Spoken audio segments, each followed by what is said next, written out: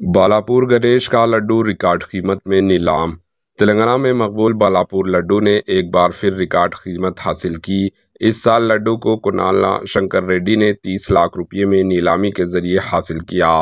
नीलामी की शुरुआत 1116 रुपये से हुई और कीमत आहिस्ता आहिस्ता बढ़ते हुए 30 लाख तक पहुंच गई। नीलामी के दौरान कोई और ख़रीदार सामने न आया, जिसके बाद कुणाल शंकर रेड्डी ने बालापुर लड्डू को हासिल कर लिया। बालापुर लड्डू, जिसका वजन 21 किलोग्राम है, गणेश त्यौहार के मौके पर हर साल नीलाम किया जाता है। 1980 में शुरू होने वाली ये रिवायत 1994 में पहली नीलामी के साथ बाज़ाब्ता तौर पर क़ायम हुई, जिसमें लड्डू की कीमत 450 रुपये थी।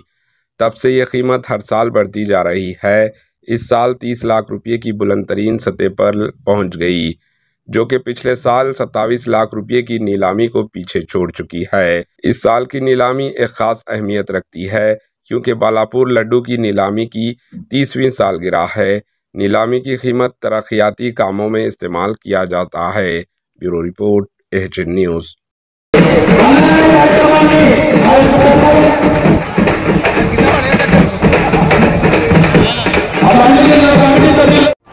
एचएन न्यूज़ को लाइक करें, शेयर करें और सब्सक्राइब करना ना भूलें।